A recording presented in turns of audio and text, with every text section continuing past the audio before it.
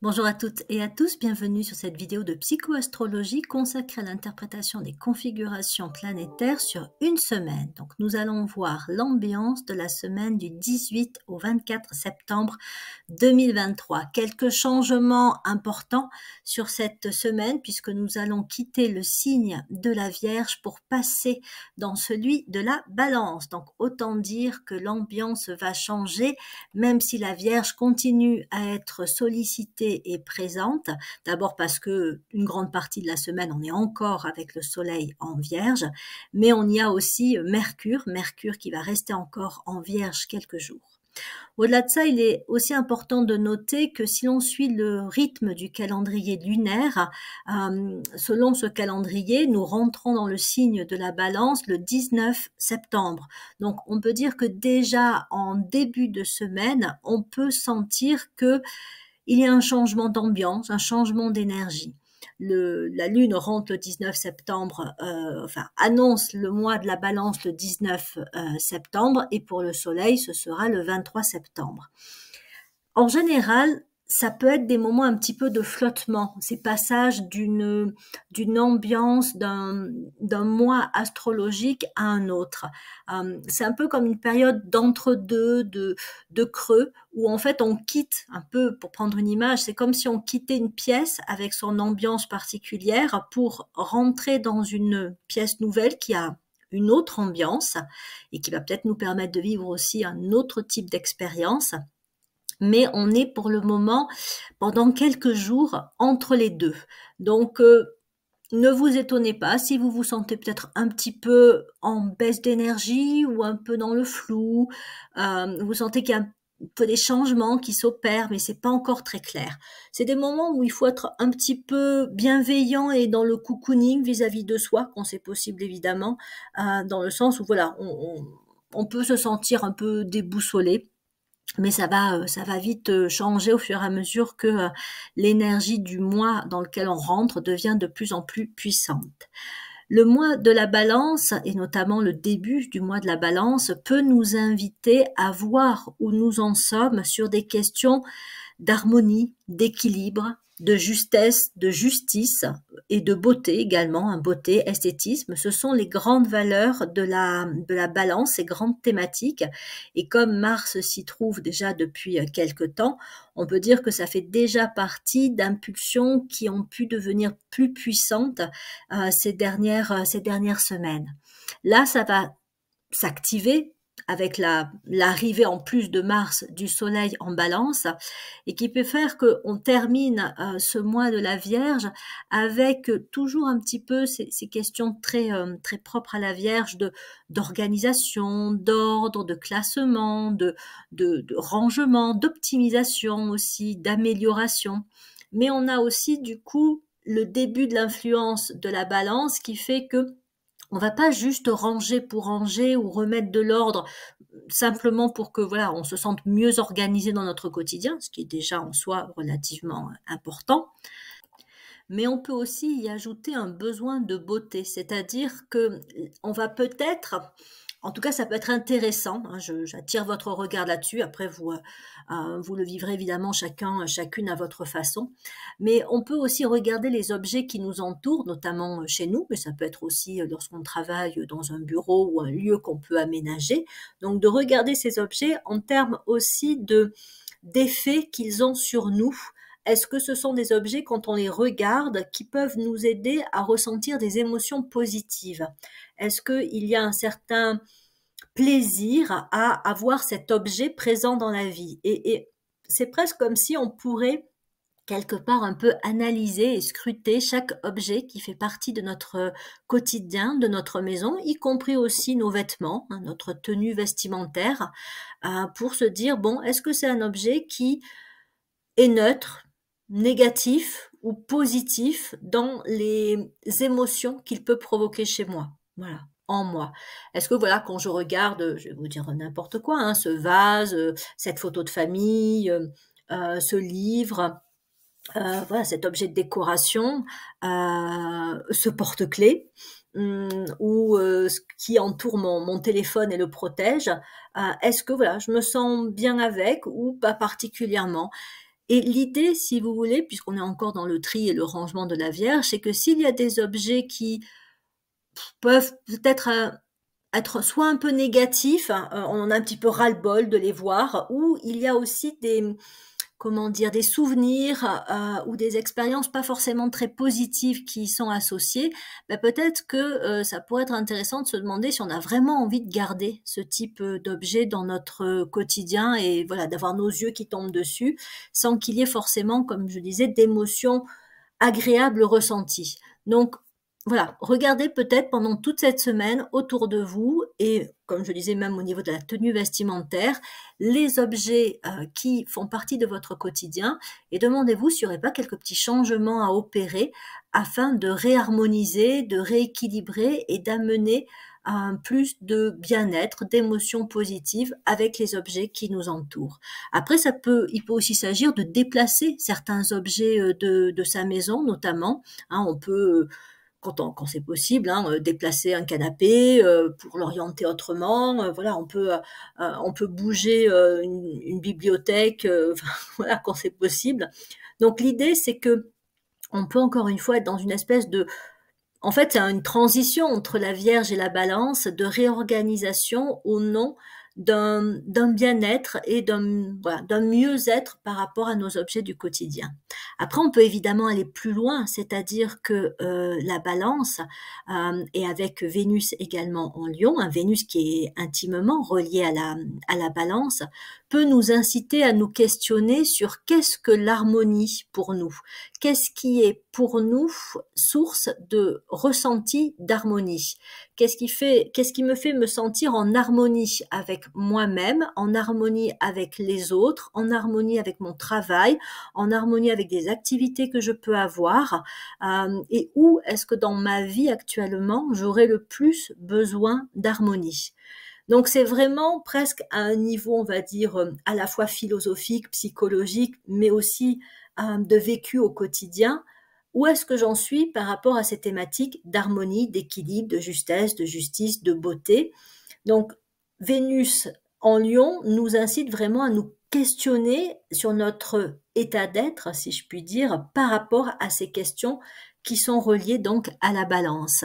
Ça peut être vraiment important parce que on n'a pas forcément toujours bien conscience qu'il peut y avoir des aspects en nous qui aspirent à cette harmonie, mais qui n'a pas vraiment encore bien conscientisé où ça n'est pas harmonieux et comment on pourrait amener plus justement de l'harmonie dans sa vie. Donc autant pendant cette semaine de transition, se poser ces questions-là et voir s'il n'y aurait pas des actions à entreprendre. Je ne dis pas de bouger tout de suite, on est un peu là sur un temps d'observation, d'analyse, de bilan. Voilà, hein, sur cette semaine et même dans les premiers jours de la Balance, ça peut être intéressant juste de dresser un bilan. Donc dans l'harmonie envers soi-même, mais même dans les relations aux autres, qu'est-ce qui est harmonieux et qu'est-ce qui ne l'est pas? Où est-ce que je me sens dans l'équilibre avec telle ou telle personne, mais aussi dans ma façon de me positionner dans la relation, dans ma façon de communiquer, qu'est-ce qui est harmonieux, qu'est-ce qui ne l'est pas? Est-ce qu'il y a des excès ou des manques? Est-ce que parfois je parle trop, je ne parle pas assez, je parle de certaines choses, mais je ne parle pas de ce qui est essentiel, je n'arrive pas à dire ce qui serait vraiment important, et du coup je me sens tendue, je me sens pas complètement bien avec ça.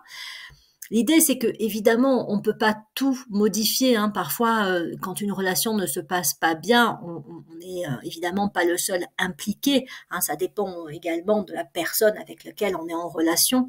Mais l'idée, c'est de pouvoir dire qu'il y a sûrement des aspects sur lesquels on peut agir.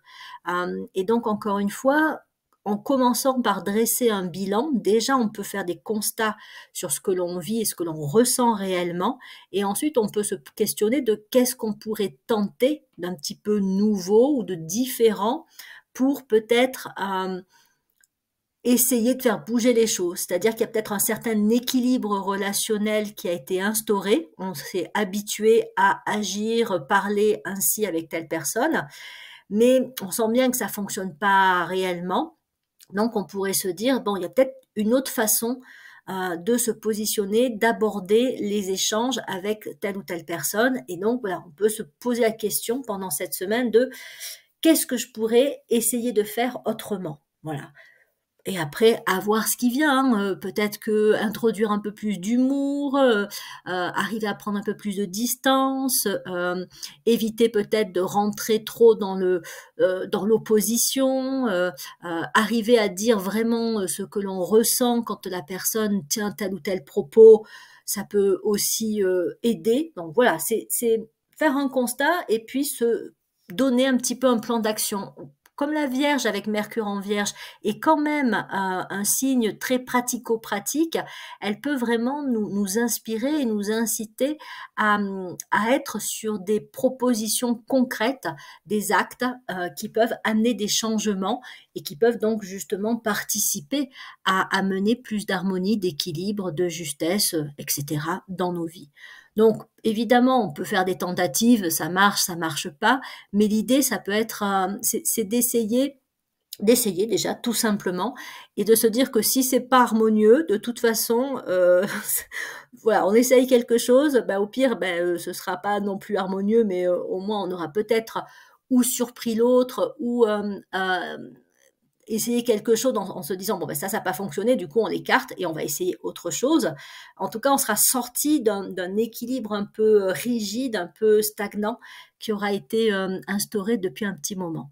La balance va vraiment, et ça c'est intéressant hein, de le voir pendant tout ce mois de la balance, nous mettre face à ce qui est équilibré et ce qui ne l'est pas dans nos vies. Et elle va nous montrer en fait ce qui n'est pas équilibré, mais sur lequel on peut agir. Donc ça peut être vraiment intéressant, encore une fois, de mettre de la conscience là-dedans. Il ne faut pas oublier non plus qu'avec Jupiter et Uranus en taureau, nos besoins fondamentaux sont importants et ressortent avec plus d'acuité. Donc, en lien avec la balance, si, je ne vais pas les répéter, hein, mais les thématiques de la balance sont particulièrement importantes et font vraiment partie de nos besoins fondamentaux, ceux-ci vont devenir plus puissants pendant ce mois-là et donc encore une fois, on peut être incité à opérer des changements pour réharmoniser, réajuster ce qui ne l'est pas tout à fait, mais sur lequel on peut agir. La balance est aussi évidemment un signe de communication. Donc pendant tout ce mois, mais on va sûrement avoir déjà des indicateurs pendant cette semaine. Le besoin de communication, alors d'une communication plutôt sereine, mais aussi riche avec une certaine profondeur, ça c'est Mercure en Vierge. Les signes de terre apportent un besoin de communication qui fasse sens. C'est pas communiquer juste sur la pluie et le beau temps, les infos à la télé ou voilà, les communications ou des échanges un petit peu superficiels qui ont leur raison d'être parce qu'ils peuvent aussi entamer une conversation, briser la glace, permettre de parler avec des inconnus, de lancer un sujet de conversation. Mais il se pourrait bien que avec ce Mercure en Vierge et ce Soleil Mars en Balance, on ait envie d'être en communication, en connexion avec des personnes et d'avoir comme ça des communications, enfin des conversations sur lesquelles il y ait vraiment un enrichissement, il y ait vraiment peut-être une profondeur dans les échanges, dans la parole, dans l'écoute aussi. On peut avoir besoin de se sentir vraiment écouté. Et en même temps, on peut être aussi celui qui écoute avec une réelle présence, une réelle disponibilité. Donc tout ce qui a trait à la communication, tout ce qui a trait aux relations va devenir pendant ce mois de la balance très présent. Donc déjà, si on se questionne sur les sujets sur lesquels on aime discuter, on peut avoir des passions, par exemple là, on peut être tous intéressés par l'astrologie, la psychologie, on peut être intéressé par peu importe le sujet, mais l'idée c'est que ça peut être vraiment propice pendant ce mois de la balance de chercher à se rapprocher de personnes avec lesquelles on peut avoir ces affinités-là, on peut se retrouver, que ce soit en termes de centre d'intérêt, mais aussi de valeurs, de vision, et peut-être même se rapprocher de groupes de discussion, de groupes d'échange, d'activités que l'on peut partager, parce que la balance est un signe de coopération, c'est un signe de partenariat, et Mars en balance peut stimuler ce désir de se rapprocher, non seulement pour discuter, mais peut-être aussi pour partager des activités, du temps, avec des personnes, encore une fois, qui sont sur les mêmes centres d'intérêt, la même ligne conductrice, si je puis dire. Donc, voilà, on peut se questionner, faire un bilan déjà hein, sur ces aspects que j'évoque ici. Et ne vous étonnez pas non plus si pendant cette phase un peu d'entre-deux, entre la Vierge et la Balance, ben, vous sentez que vous avez quand même besoin de tranquillité, de sérénité, que vous êtes plus réactif encore que d'habitude aux tensions, aux conflits, qu'il y a peut-être une espèce d'hypersensibilité pendant cette semaine-là. C'est dû, comme je le disais au tout début, au fait qu'il y a une énergie, celle de la Vierge qui décroît quelque peu et celle de la Balance qui est en croissance, mais qui est encore, qui démarre juste, donc on peut être en baisse de régime, mais on sent aussi effectivement les débuts d'influence de la Balance qui va nous faire aspirer à la tranquillité. Donc voilà, on peut pendant cette semaine aussi s'accorder un peu des moments où on va peut-être même, alors tout dépend de ce qui est pour nous source de tranquillité et de sérénité, hein. Est-ce que ça peut être parfois un peu s'isoler, faire ses activités personnelles pour être voilà justement tranquille, un peu dans sa bulle, ou est-ce que c'est de se retrouver avec sa personne préférée pour partager des moments où voilà on est tranquille à deux, voire plus, hein, avec sa famille aussi, mais dans des activités plutôt posées. Hein. C'est pas le moment, on va dire, de s'exciter, de faire voilà, de faire des choses qui vont être trépidantes. On est plutôt dans une phase un petit peu de cocooning. Et comme je disais, ça peut être le moment un petit peu analyser toutes ces questions d'harmonie, d'équilibre, et de voir un petit peu ce qui va de plus en plus émerger pendant ce mois de la Balance et sur lequel on pourrait être amené tout un chacun à travailler pour tendre vers plus d'harmonie en nous, mais pour le coup aussi d'harmonie avec les autres. Voilà, c'est ma proposition concernant l'interprétation des configurations astrologiques sur cette semaine du 18 au 24 septembre 2023. Donc, je vous souhaite une semaine zen ou d'arriver à trouver des moments zen, même si la semaine peut être un petit peu tendue. Et donc, je vous dis à bientôt pour de prochaines vidéos. Merci de votre écoute. Très bonne semaine.